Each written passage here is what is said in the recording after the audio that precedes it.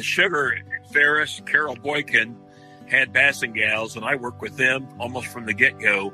I don't know if I'm the first to work with women in fishing, but I'm one of the first for sure. And this would have been the 70s and 80s when they really got started rolling. And my gosh, they had a great tournament series, and they had some ladies out there that knew how to handle a bass boat and knew how to fish. They were good. Welcome to the Woman Angler and Adventurer podcast, inspiring real women with a passion for fishing and the outdoors to go get their adventure on. Now, here's your fearless host, Angie Scott. Welcome, everyone, to this week's episode of the Woman Angler and Adventurer podcast. I have a very special guest with me this week, a very prolific outdoor communicator. 46 plus years in the industry, writing all kinds of stories and doing some great things in the fishing world. Actually a Freshwater Fishing Hall of Fame inductee, as well as Waterfowlers Hall of Fame inductee, Kenneth Kieser. Kenneth, welcome to the show today. Thank you, Ange. How are you? I'm doing great, and I'm excited to have you on because, you know, we first met, we're both members of AGLOW, which is the Association of Great Lake Outdoor Writers, and I remember meeting you for the first time back in 2018 when the conference was in Bismark, North Dakota. So I'm excited to finally have you on the podcast. Oh, thank you. I'm very proud of the work you're doing. Oh, thanks. Yeah. And it was fun at that conference. I remember we got to go out fishing together one day on that Angler Qwest. Yeah, we really tore the fish up that day, didn't we? Yeah. I caught a slimy pike, and it was a good time. And I think that was the catch of the day. Yeah. Yeah, it was a little slow that day, but we still had a great time. It's all about being out on the water and getting to know each other, and so I learned a lot about you that day, and I remember you told me some of the things that you've done in fishing over the years, and I kind of wanted to touch on that to introduce you to the audience. Well, first of all, so you're from Missouri, right? I am. I was born here in 1953, and in 1956, my great grandparents took me fishing, and they had cane poles for me to use, and my great grandma and I sat on a blanket on the bank together, and she always brought a tube of lifesavers, and she would always save me the red and the green ones. This is 60 some years later, and I still remember that. Wow. That's cool. I've heard, you know, when you introduce kids to fishing, the cane pole is actually a really good way to do it, or something similar, because you don't have distractions of having to learn a reel. Like you're just learning to set the hook at that point. Indeed, I teach some simplicity on introducing a child to fishing. These days, normally I'll go a Zebco 33 or a spin cast style reel because it's so easy to use, and most kids pick it up pretty quickly. But when a kid is really small, a cane pole is not a bad thing. Yeah. Yeah, and you've done quite a bit of work over the years educating kids on fishing, and you also had a program I remember you telling me about specifically for mentally and physically challenged kids. Indeed, I do. I've worked with, the story goes back quite a ways, and maybe I'll get into that when we talk about some of the women that I have worked with in fishing. Mm-hmm. In this case, Sharon Rushton, but oh my gosh, yes, I started the my kids fishing mentally and physically challenged fishing programs back in the late 70s, early 80s. So that is a while. Yeah. And was it a video series or what, or a book? No, in them days, they were just starting to really do videos. I wrote a book on it, and then wrote just tons and tons of magazine and newspaper articles on it, and physically set up these programs for people and communities around the United States. I'd hate to think how many thousands and thousands of those kids we had out there. And that's fun work, and that's sad work. Boy, you get close to some of these kids, and sometimes they leave you. They're not ready to go, but they go, and boy, it breaks your heart when they do. What are some of the things that you have to take into account when you're trying to teach a mentally or physically challenged kid how to fish? Well, on the physical side, when you're really when someone is paralyzed, that section of their body, it doesn't sweat, and they can't really feel that it's not sweating. They can't feel how hot it is because they're paralyzed, and it's not unusual for them to get dehydrated. And it's my understanding that physically challenged individuals outdoors have died from dehydration. That's something to really consider. On the mental side, it's just a whole new ballgame. I am a large person, as you know. I'm 6'5", and I have a rather deep voice and a rather loud voice. And when I am around these kids, I will kneel down to them and I will talk to them in a soft voice as possible, because if they have to look up to me and they hear this booming voice, it scares some of them. So you've really got to be cautious how you approach some of these folks. They're very special, and you'll never meet a more loving, happy group. But you've really, really got to be cautious especially when you first meet them. Yeah. Well, those are two good considerations to keep in mind. I'm heading down to Florida here pretty soon to spend a couple months over the winter time, and I like to go down there and fish and do some inshore fishing, a little bit different than freshwater fishing, as I'm sure you're aware. But there's a lady down there that I have in the area that I go to, Bradenton, and she, I don't know if you've ever heard of her. Her name's Chasten Whitfield. I've had her on the podcast before, and she takes challenged kids out fishing. And so I was just, you recounting that just made me think of her. So still people out there doing that work for kids, and I think that's great. It's important. Our youth have never needed fishing more than they do at this moment. These kids are all looking at social media, and they know what's going on in this world. They see all the bad stuff, and you have COVID, you have this, and you have that. And they have never needed the good, clean outdoor experience more. And fishing is a beautiful outlet for boys and girls. And I do mean girls as well. It's very, very important to get those girls out there too. And I think people these days are more aware of that, and girls are fishing more. I'm really happy to see it too. That's something I started trying to promote, back early in my career, and actually did promote it, working with certain individuals in the arena. Yeah, that's great, and I love how you've always been a supporter of women in fishing. And another reason why I wanted to have you on the podcast is to kind of talk about that. Back in the day, I missed out on this, but I've heard stories of the great tournament trail that existed with the Bass and Gals that was led up by Sugar Ferris. And you got to work with some of these ladies, right? Sugar Ferris, Carol Boykin had Bass and Gals, and I worked with them almost from the get-go.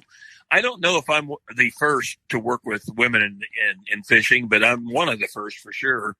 And this would have been the 70s and 80s when they really started rolling. And my gosh, they had a great tournament series, and they had some ladies out there that knew how to handle a bass boat and knew how to fish. They were good. But I wrote editorials for them for their magazine, and went to some of their tournaments and worked at them, and just very impressed with many of them. One was named Penny Berryman. The woman looked like a professional fashion model, and she was gorgeous. And I would have to guess that she might have been a model at some time. Who knows, with somebody like that? But she was a wonderful person, and she was a fabulous fisherman. She won. She went head to head with some men's tournaments and won a number of them. And she was in love with my daughter, my little blonde-haired daughter at the time, who's now a RN and has her own little blonde-haired fisherman that fishes with me, little Ellie. But she was in love with Holly and said, if I only lived closer to you guys, I'd make her a bassin gal. I always liked that. Yeah, that's cool. I've had a couple ladies on the show in the past that got to fish that tournament trail. One of them's Linda Conder up in Minnesota. I don't know if you're familiar with her at all, but she had some. I remember her. I remember her name mostly. Okay, yeah, she had some pretty cool stories to tell. It sounded like these ladies are, it's kind of much like the ladies I fish with today on the Lady Bass Anglers Association. Just, they don't care. They get out there and whatever's going on, it could be freezing cold, rain, thunder, lightning, whatever, they're out there competing, and they're just gritty, I guess is the word. And one time I was standing at a boat launch at one of them events, and I heard a couple of guys say, "Watch this." One of the gals, I don't remember which one, was backing a bass boat down to the water, and they thought, I guess they thought she was going to turn it every direction but straight. And she whipped it in there quicker than any of them could have. And I'm sitting there going, "Oh yeah," I didn't say a word. I'm sitting there going, "All right, yeah." That's cool. And how many boats did they have back then, like in their prime, like in a given tournament? Do you know? I don't recall ever seeing over 40 or 50. Okay. Cool. But there may have been. That I wasn't at every tournament, of course, but the ones I was at anyway, I don't recall seeing much more than that, if even that many. Yeah. Yeah. You got to understand, it's been a long time ago. Right. But there was what the thing that really impressed me about it was they got the attention of a lot of other women in the country. Mm-hmm. We were coming out of the era where women were basically considered to be housewives, and the sad time when the men would go out and hunt and fish, and the women would sit home and cook dinner. Mm-hmm. Well, that has passed. Mm-hmm. And I'm happy to say it is. Another lady I want to talk about is Sharon Rushton. Sharon and I were very dear friends. And in fact, at one time, we probably could have been a couple. We were very close, but more close as working friends than we were as anything else. And Sharon wrote the program Hooked on Fishing, Not on Drugs, back in the 70s. And I worked that program with her and Dr. Andrew Klein in Kansas City and other areas. And that's how I happened to start doing my kids' fishing seminars. Sharon got me started. But she was a bassin gal, and she fished in the Bassmaster women's circuit, the short-lived women's circuit that was out there for a while, and she actually won one of the tournaments. Cool. I'm sad to say we lost her a couple of years ago. I did a lot of book signings with her. We were very close, but I just wanted to put her name in there because she was a woman ahead of her time for sure. Yeah, absolutely. I'm glad you did. We need a book now, Hooked on Fishing, Not on Social Media. Oh God, yes. Don't we though? Yeah. Boy, I tell you what, these stupid screens are addictive. Mm-hmm. Even for us adults, occasionally. Yeah, I've been noticing myself. I'm like, you know what? I really need to limit how many times a day I look at this stuff. For more than 100 years, pheasant hunting has been a storied South Dakota tradition. And for the next century, South Dakota is focused on making pheasant hunting even greater, welcoming more hunters to the field, showing the hunting community is for everyone. That's a legacy to stand the test of time. Go to huntthegreatestsd.com to hear stories from women who hunt and learn what makes South Dakota the world's pheasant capital. That's huntthegreatestsd.com. South Dakota, sportswomen welcome. Do you know, Angie, that I teach hunters education classes, and one of the things I'll tell my class, especially when I have a girl in the class, which I often do, is that women have better hand-eye coordination than men. and they always have. There may be exceptions to the rule, but for the most part, they have better hand-eye coordination. Well, in other words, a woman has a better reaction time on setting the hook on a fish, or anything like that, and that's never really been publicized, but that's a absolute scientific fact. Yeah, a lot of when I go out with fishing guides and we get into conversation about women and fishing, they often tell me their favorite clients are women because they actually listen to what they're saying instead of trying to, think they know it all and do their own thing. And so they ended up often catching more fish than the guys because they're actually listening to what the guide's saying and trying to learn. And I think we're a little more patient too, it seems like. I can tell you the same thing about a hunter's education instruction class. Women pay better attention than men do sometimes. Well, we have got now. You can't generalize. You can't say all men, right. Men are all. But as a general rule, the women pay better attention. I had one come to a class one time, and she said, "I have never ever even touched a gun, but may I take your class?" I said, "Did you sign up for it?" "Yes." "Well, then sit down." She asked the best questions. She learned the best, and she was the only person that day to get 100% on her score. Yep, I was pretty impressed, and I think, it's just a time now. It's one of the best times ever for women because now they have clothes out there they can wear for hunting and fishing, and it just. They have fishing rod and reels more suited to them, and of course, even firearms. So these are really good times for women in the outdoors. It is, yeah. We're starting to make some strides, and still have a ways to go, but it is exciting to see it starting to come around finally. Well, I'm in your corner. Well, we appreciate your support and all the male supporters that we have out there because we need them. We're all better together.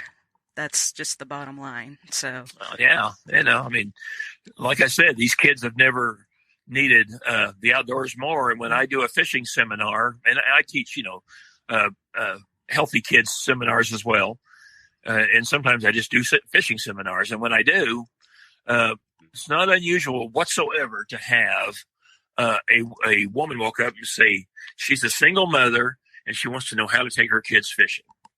And I try to do what I can to talk her through it. I did write a book on it, and if I have a copy, I'll give it to them. And I'm getting ready to start doing a series of fishing seminars and possibly a new book for the church where I go. But it's a large church with a lot of outlets, so I'll be doing this program in a lot of different churches, I think, and just trying to introduce these kids to fish and get them out there. Yep. That's it. And we need to, in order for the future of the sport, we've got to get the kids involved. And so that's great. And thank you for everything you're doing to promote the sport of fishing and everything you've done. So I'm going to turn the tide just a little bit. I mentioned we met at the Aglow conference in Bismarck back in 2018. Another person I think both of us met for the first time at that conference was a guy named Jeff Dubwin. And he and his wife, Mandy, I've had Mandy on the show in the past, but they had recently taken over a very historic company. In fact, next year they're going to be going into their 70th anniversary. And the company I'm talking about is Al's Goldfish Lure Company. And you had a interesting connection. I remember you saying, "Oh man, I love Al's. I used that as a kid." Talk a little bit about that lure and why it's so special to you.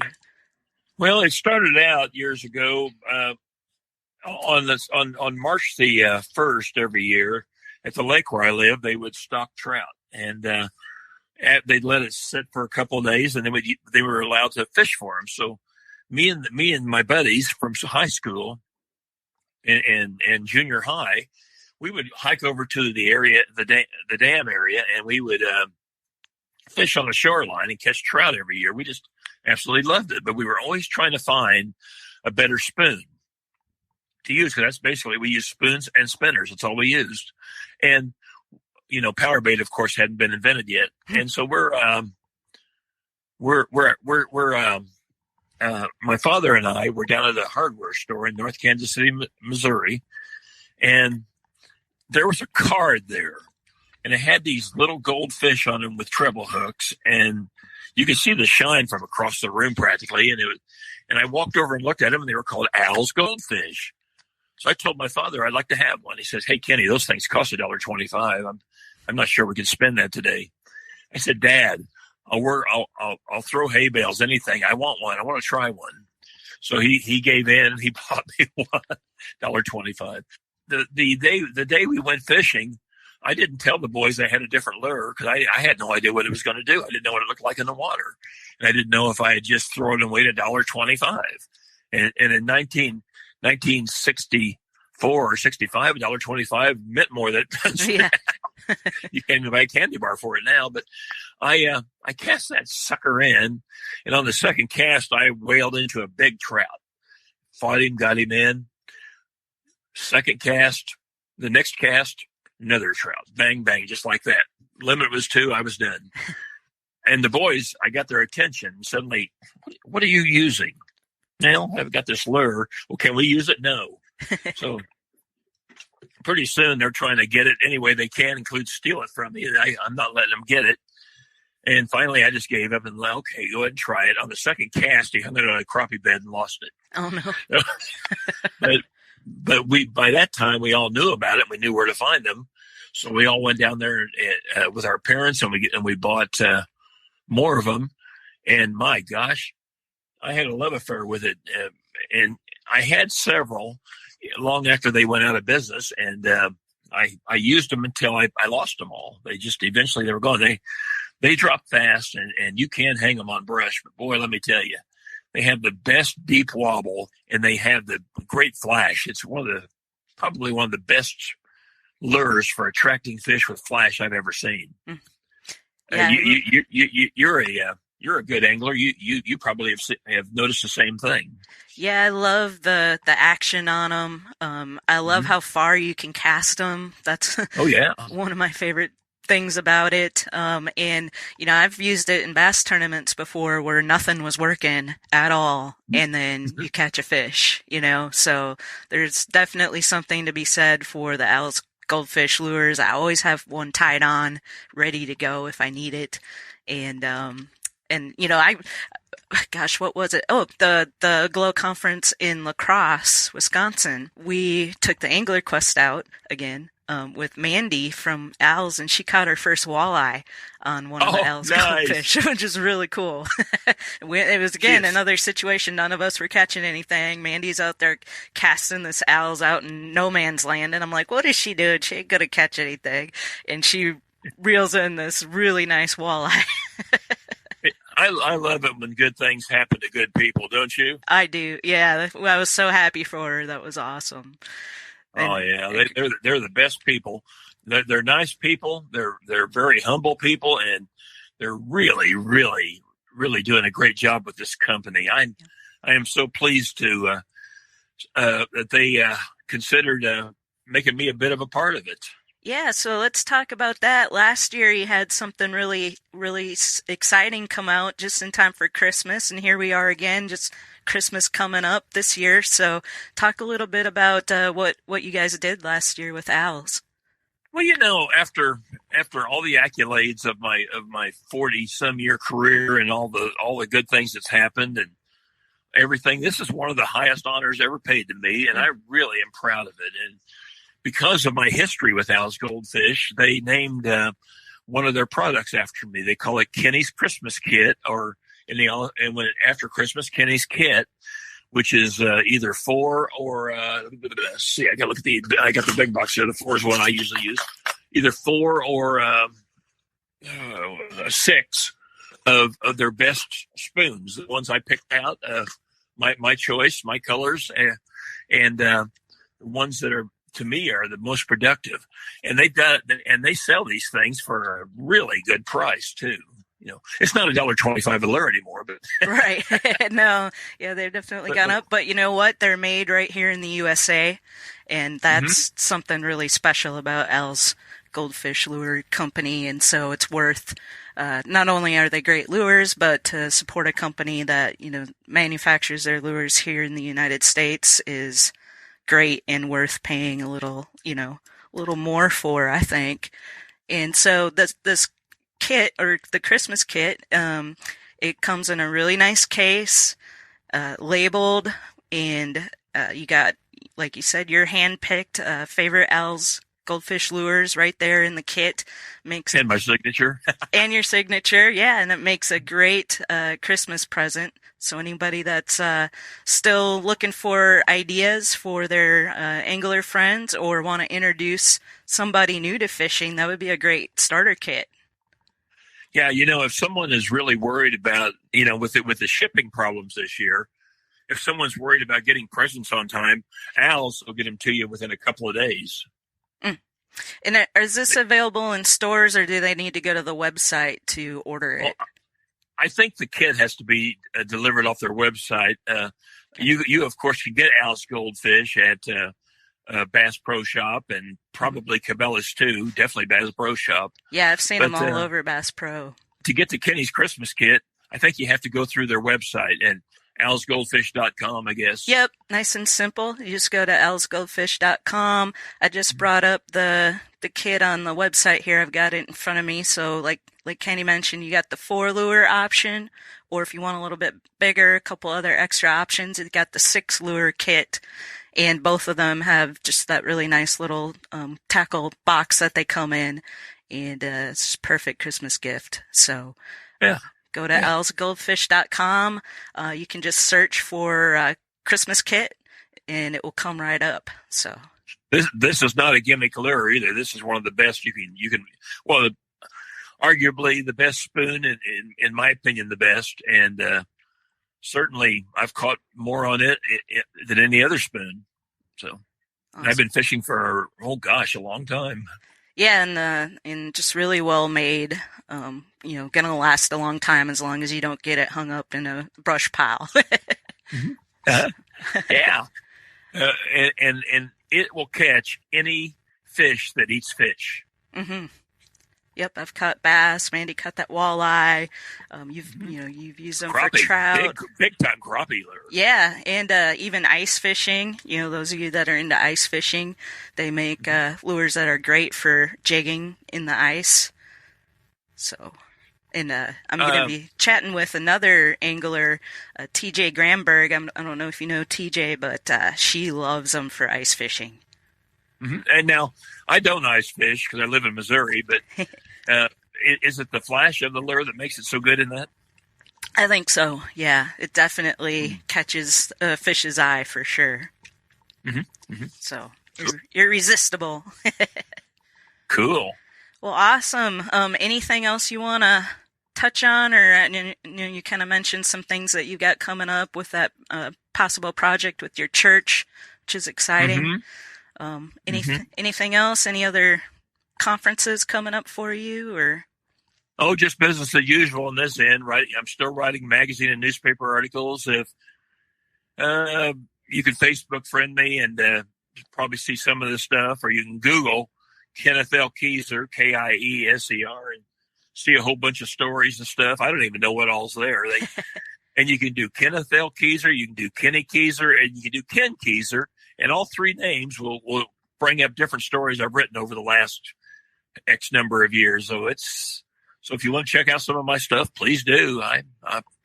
And some of my books, I've written 9 books, so please check them out too. Yeah, definitely worth checking out. I mean, you're a multi-award winning outdoor communicator. And so, and as I mentioned in the introduction, Freshwater Fishing Hall of Fame inductee, which is just incredible.